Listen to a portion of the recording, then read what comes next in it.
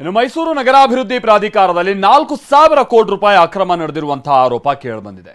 50-50ರ ಅನುಪಾತದ ಅಡಿ ಭೂಮಿ ಮಂಜೂರು ಮಾಡಲಾಗಿದ್ದು ಇದರಲ್ಲಿ ಬ್ರಹ್ಮಾಂಡ ಭ್ರಷ್ಟಾಚಾರ ನಡೆದಿರೋದು ಬಯಲಾಗಿದೆ. ಬಟ್ ಇದರಲ್ಲಿ ವಿಷಯ ಅದಲ್ಲ. ಇಲ್ಲಿ ಸಿಎಂ ಸಿದ್ದರಾಮಯ್ಯ ಪತ್ನಿ ಪಾರ್ವತಿ ಅವರಿಗೆ ಮೂಡ ಅಧಿಕಾರಿಗಳು ಭೂಮಿ ಮಂಜೂರು ಮಾಡಿರೋದು ಬಹಳಷ್ಟು ಅನುಮಾನಕ್ಕೆ ಕಾರಣ ಆಗಿದೆ.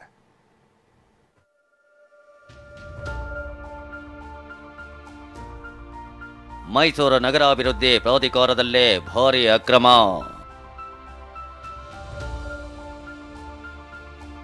ಸಿಎಂ ಪತ್ನಿಗೆ ಲಾಭ ಮಾಡಿಕೊಟ್ರ ಮುಡ ಅಧಿಕಾರಿಗಳು.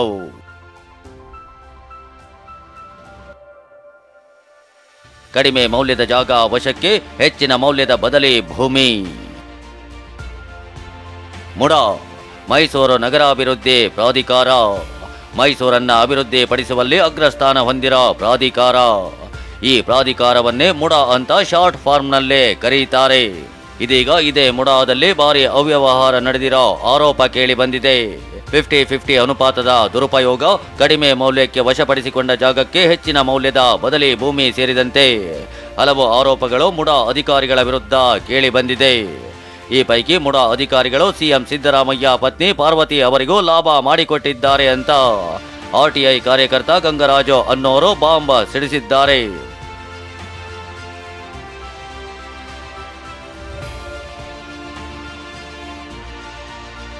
ಹಾಗಾದ್ರೆ ಏನಿದು ಆರೋಪ? ಮುಡಾ ಮಾಡಿರೋ ಕರ್ಮಕಾಂಡವೇನೋ? ಸಿಎಂ ಪತ್ನಿಗೂ ನಡೆದಿರೋ ಅಕ್ರಮಕ್ಕೂ ಇರೋ ಸಂಬಂಧವೇನೋ? ಅದನ್ನೇ ಪಿನ್ ಟು ಪಿನ್ ತೋರಿಸ್ತೀವಿ ನೋಡಿ.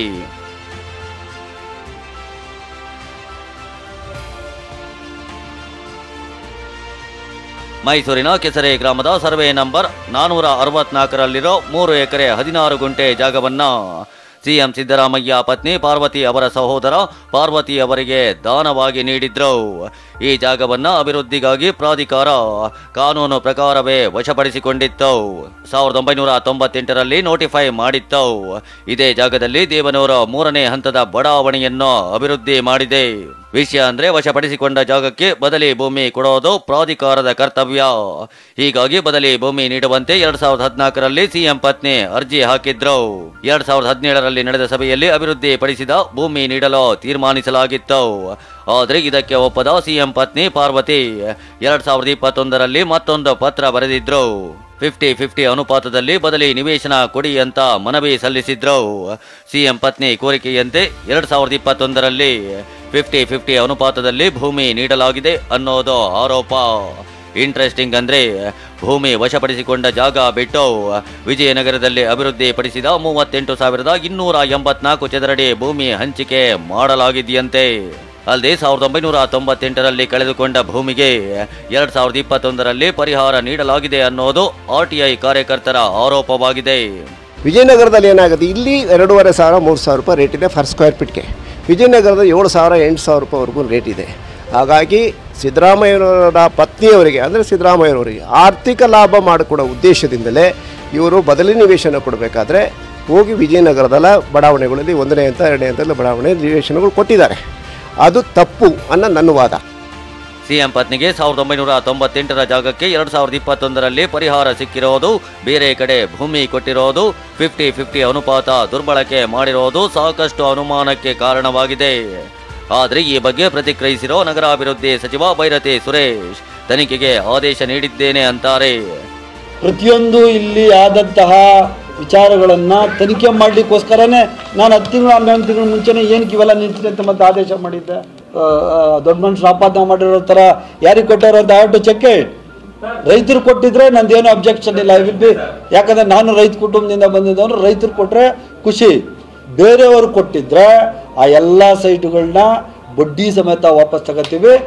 ಬಡ್ಡಿ ಸಮೇತ ವಾಪಸ್ ಪಡೀತೀವಿ ಅಂತಿರೋ ಸಚಿವರು ಕೇವಲ 2 ವರ್ಷದ ಹಿಂದಿನ ಮಂಜೂರಾತಿಯನ್ನಷ್ಟೇ ಅಮಾನತಿನಲ್ಲೇ ಇಡಲು ಸೂಚಿಸಿದ್ದಾರೆ. ಆದರೆ ಸಿಎಂ ಪತ್ನಿಗೆ 2021ರಲ್ಲಿ ಭೂಮಿ ಮಂಜೂರಾಗಿದ್ದು 2 ವರ್ಷದ ವ್ಯಾಪ್ತಿಗೆ ಬರಲ್ಲ. ಇದು ಕೂಡ ಸಿಎಂ ಪತ್ನಿಗೆ ಸೇರಿದ ಭೂಮಿ ಉಳಿಸೋ ಹುನ್ನಾರ ಅನ್ನೋದು ಗಂಗರಾಜು ಆರೋಪ. ಇದನ್ನೇ ಅಸ್ತ್ರ ಮಾಡಿಕೊಂಡಿರೋ ಬಿಜೆಪಿ ನಾಯಕರು ತನಿಖೆಗೆ ಆಗ್ರಹಿಸಿದ್ದಾರೆ. 4,000 ಕೋಟಿ ಗುಳುಮಾಗಿದೆ ಅಂತ ವಿಪಕ್ಷ ನಾಯಕ ಆರ್ ಅಶೋಕ್ ಟ್ವೀಟ್ ಮಾಡಿದ್ದಾರೆ.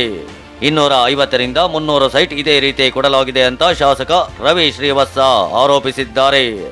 ಹೆಚ್ಚು ಕಡಿಮೆ ಮಾಹಿತಿ ಇರೋ ಪ್ರಕಾರ ಕಳೆದ 3 ವರ್ಷದಲ್ಲಿ ಸುಮಾರು 250ರಿಂದ 300 ಸೈಟ್ಗಳವರೆಗೆ ಈ ಥರದ್ದು ಕೊಟ್ಟಿದ್ದಾರೆ ಅನ್ನುವಂಥದ್ದು.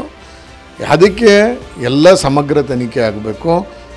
ಮುಖ್ಯಮಂತ್ರಿಗಳ ಮನೆಯವರಿಗೆ ಪತ್ನಿಯ ಹೆಸರಲ್ಲಿ ಕೊಟ್ಟಿದ್ದಾರೆ ಅನ್ನುವಂಥ ದೂರು ಬರ್ತಾ ಇದೆ. ಅಂದರೆ ಎಲ್ಲವನ್ನೂ ಮಾಡಬೇಕು, ತನಿಖೆ ಆಗಬೇಕು ಅಂದರೆ ಒಂದು ಮುಖ್ಯ ನ್ಯಾಯಾಧೀಶರು ಅಥವಾ ಇನ್ಯಾವುದಾದ್ರು ಒಬ್ಬರು ಸಿಟ್ಟಿಂಗ್ ಜಡ್ಜ್ ನೇತೃತ್ವದಲ್ಲಿ ಮಾಡಿದರೆ ಎಲ್ಲ ಹೊರಗೆ ಬರುತ್ತೆ. ಬಿಜೆಪಿ ನಾಯಕರ ಆರೋಪವನ್ನ ತಳ್ಳಿ ಹಾಕಿರೋ ಸಿಎಂ ಸಿದ್ದರಾಮಯ್ಯ ಕಾನೂನು ಪ್ರಕಾರವೇ ಬದಲಿ ಭೂಮಿ ಪಡೆಯಲಾಗಿದೆ ಅಂತ ಸ್ಪಷ್ಟನೆ ನೀಡಿದ್ದಾರೆ.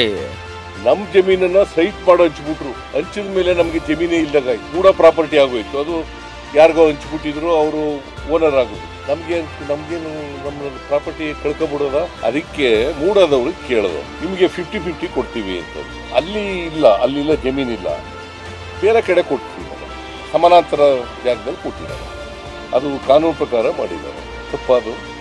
ಸದ್ಯ ಮೂಡಾದ 50-50 ಅನುಪಾತ ಹಂಚಿಕೆ ವಿಚಾರ ಕೋಟ್ಯಂತರ ರೂಪಾಯಿ ಹಗರಣ ಬಡಿದಾಟಕ್ಕೆ ವೇದಿಕೆ ಕೊಟ್ಟಿದೆ. ಹೀಗಾಗಿ ಈ ವಿಚಾರ ಯಾವ ಸ್ವರೂಪಕ್ಕೆ ತಿರುಗುತ್ತೋ, ಯಾರ್ಯಾರ ಬುಡ ಅಲುಗಾಡಿಸುತ್ತೋ ಅನ್ನೋದನ್ನ ಕಾದು ನೋಡಬೇಕು. ದಿಲೀಪ್ ಪ್ರಸನ್ನ ಜೊತೆ ರಾಮ್, TV9 ಮೈಸೂರು.